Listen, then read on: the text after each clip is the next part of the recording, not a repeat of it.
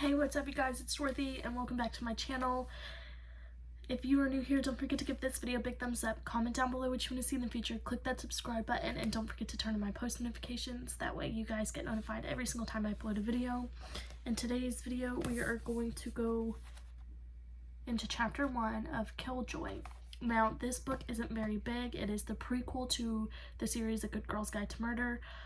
It is only 12 chapters long, and then at the end of it, which I've kind of already looked at a little bit just to see how long this book was, it goes into like the first part of A Good Girl's Guide to Murder. If you guys would like me to read it to you, I can, because it is in this book.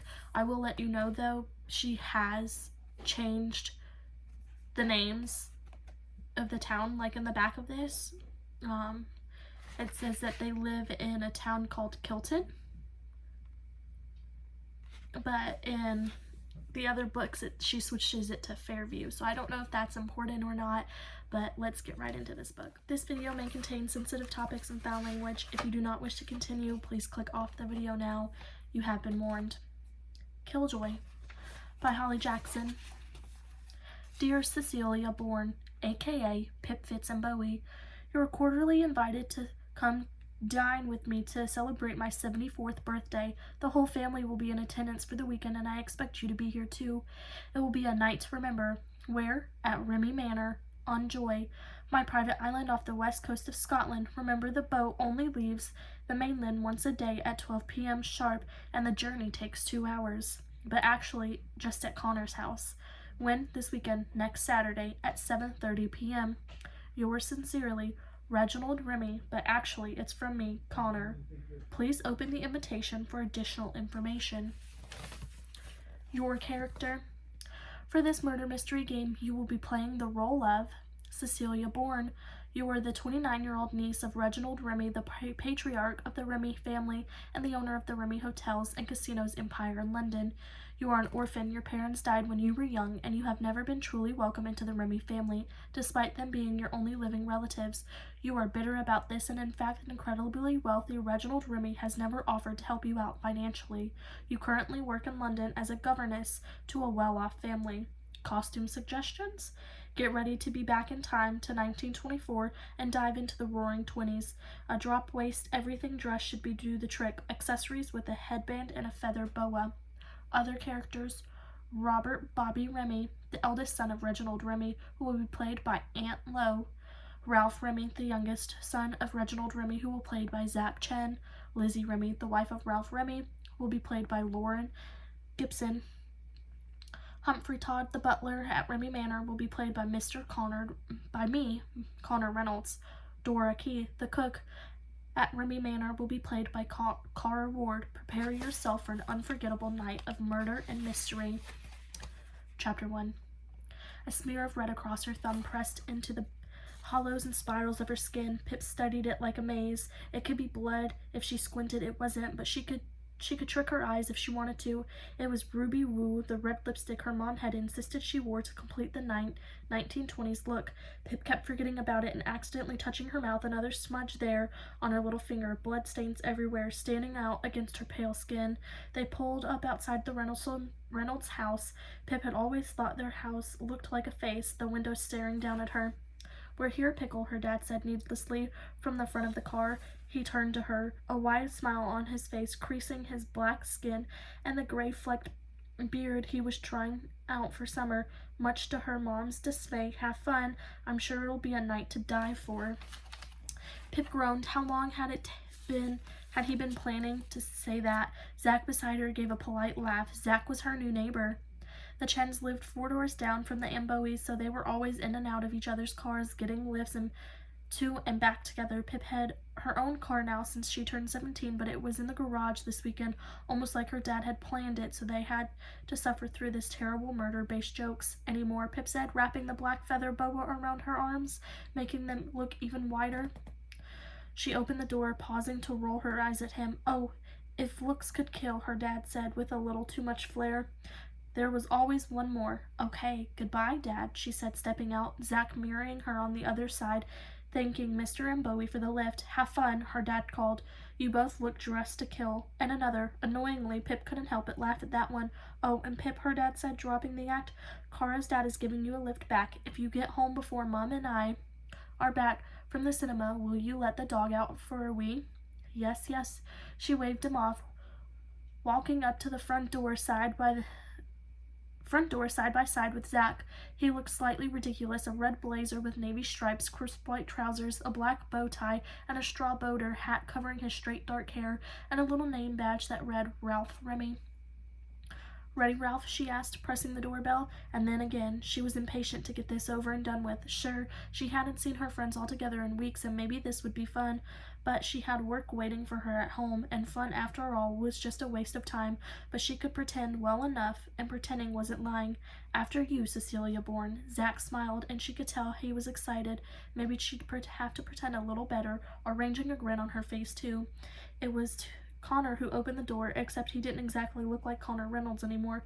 He put some kind of colored wax in his normally dark blonde hair, and it was now gray and pasted neatly back from his face. There were brown, wiggly face paint lines around his eyes, a poor attempt at wrinkles. He was wearing a black dinner jacket.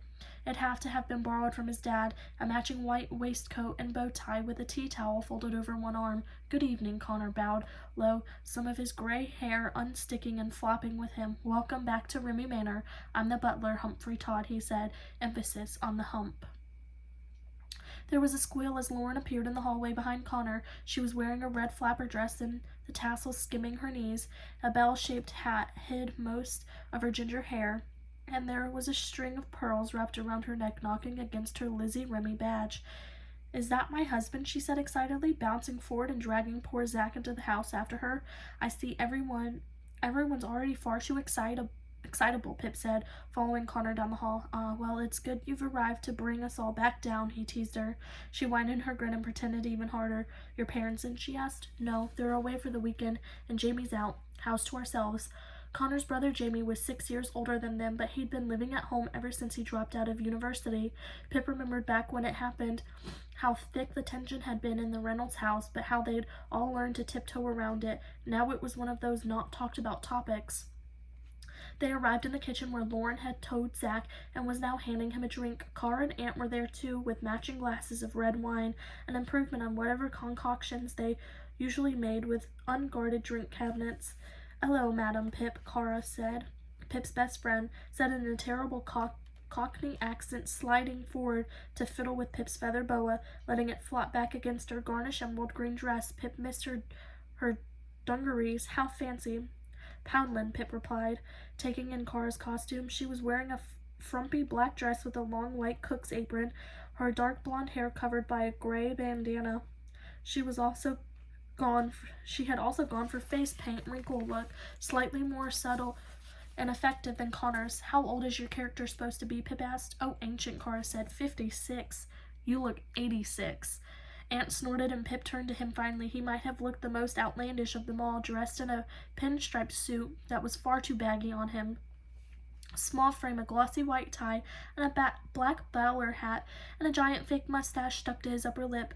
"To freedom and summer," Aunt said, holding up his wine for a moment before he took a sip. The mustache dipped into the liquid droplets clinging to it as he re-emerged from the glass. This particular freedom being that they had all now finished their AS exams, and it was the end of June at the first time they'd all hung out like this, all 6 of them, in a while, despite living in the same town and attending the same school.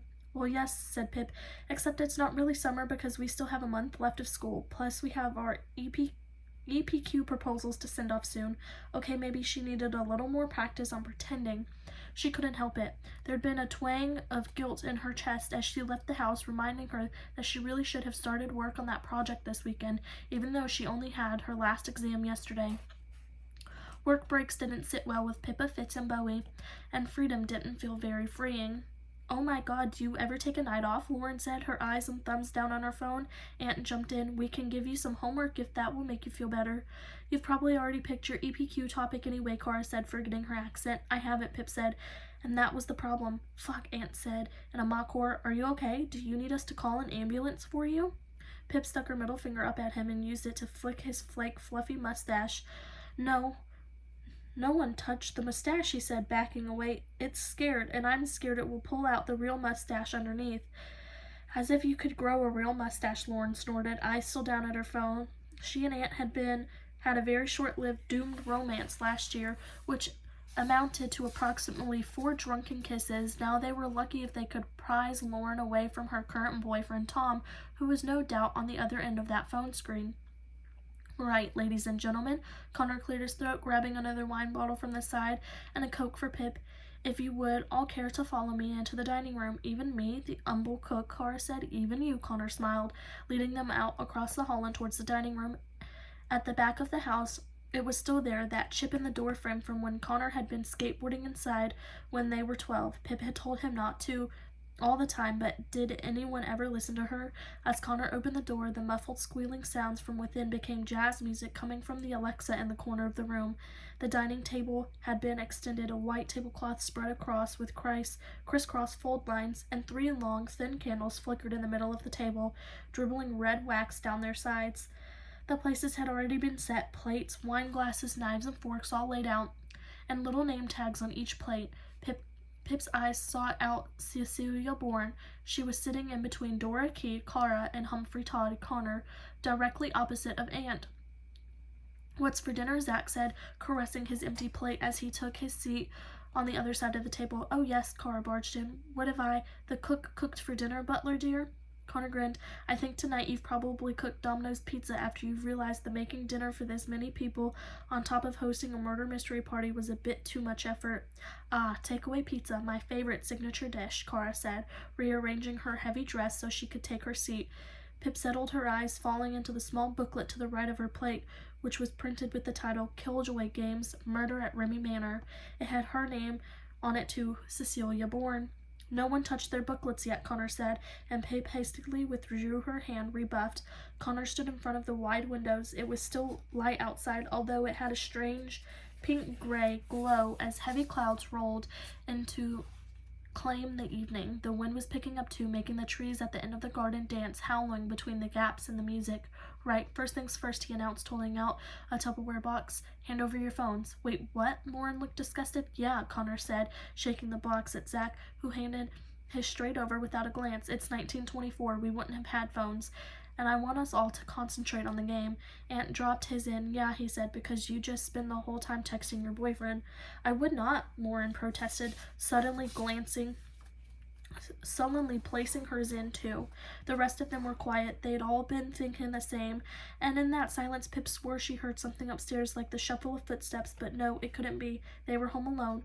Connor had said she must have imagined it, or maybe it was just a rattle of the wind. Pip collected up her and Cara's phones and placed them in the plastic box. Thank you, Connor said with a butler-esque bow. He took the Tupperware over to the sideboard at the back of the room and made a great show of placing the box inside a drawer and then locking it with a small key. He then took the key and placed it on top of the radiator. Pip caught Lauren eyeing it. Right.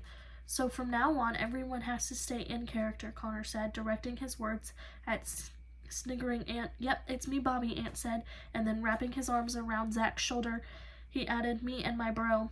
Pip surveyed them, so those were Celia Bourne's cousins, Ralph and Bobby Remy.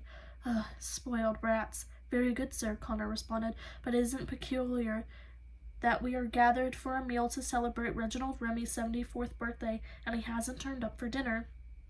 He paused and looked at them pointedly. Yes, very peculiar, Cora said. Very unlike my uncle, added Pip. Zach nodded. Father is never late. Connor smiled, pleased with himself. Well, he must be somewhere in the manor. We ought to go and look for him. They all watched him closely. I said we ought to go and look for him, Connor repeated. Oh, like actually go and look for him, Lauren asked. Yes, he must be somewhere. Let's split up and search. Pip jumped to her feet and filed out of the room with the others. While Reginald Remy had obviously just been murdered, it was a murder mystery game after all. But what were they looking for exactly? A picture of the dead man or something? They passed the cupboard in the hallway that had a piece of paper stuck to it with the words billiard room written on it. Zach pulled the cupboard doors open and peered inside. He's not in the billiard room, he said, and neither is the billiard table at that. Cara and Aunt started tussling, racing to be first to reach the living room door, which had been labeled the library, but Pip's feet pulled her the other way, towards the stairs, Zach right on her heels. If she had actually heard something, it must have come from above the dining room, but what was it? They were home alone. They climbed up, but at the top they broke apart, Zach heading off hastily toward Connor's bedroom and Pip the other way to the room that sat directly above the dining room. She knew that room was Connor's dad's office, but the door told her that tonight it was Reginald Bremmy's study.